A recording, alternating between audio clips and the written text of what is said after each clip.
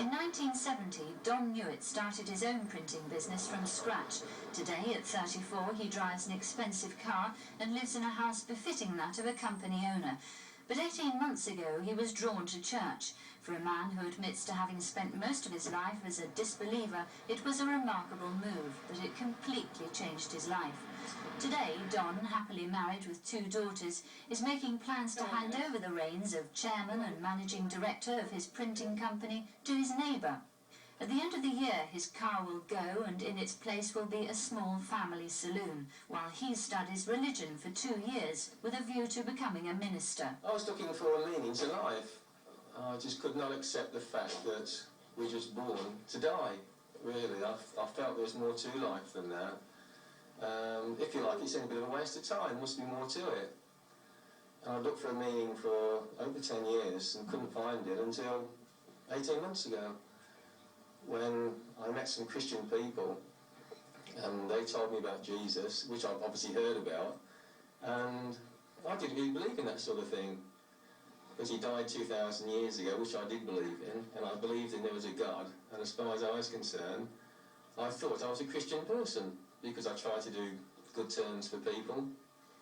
But then they told me what a real Christian was and how it can change lives, and they asked me if I'd like to become a Christian.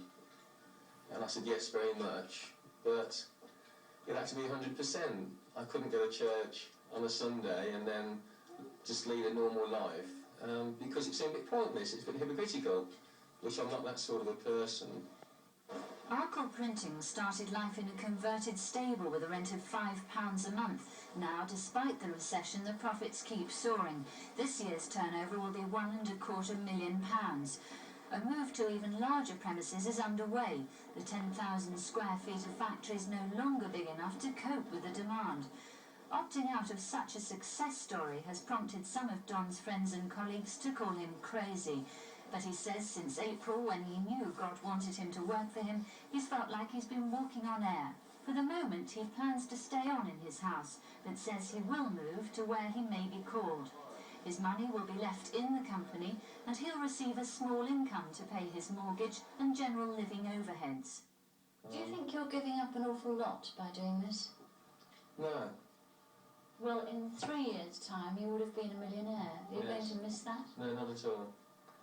I can't honestly see what I'm doing special, because as far as I can see, there's millions and millions of people doing far more in the world than I'm doing. I'm not doing anything at all. What I've gained is far outweighs what I'm giving away. Before you discovered Christianity, what did you think of people who had found God?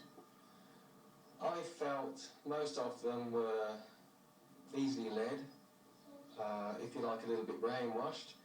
I felt a lot of them had just been brought up to it from childhood, if you like, through Sunday school and the process, and they had tunnel vision. Just really narrow-mindedness, and I could not accept it myself. But I think really there's a difference between, there's an awful lot of churchgoers in the world, excuse me, and Christian people, and there's an awful lot of churchgoers who haven't found the true Christianity, and I wish they could all find it, because it's something terrific.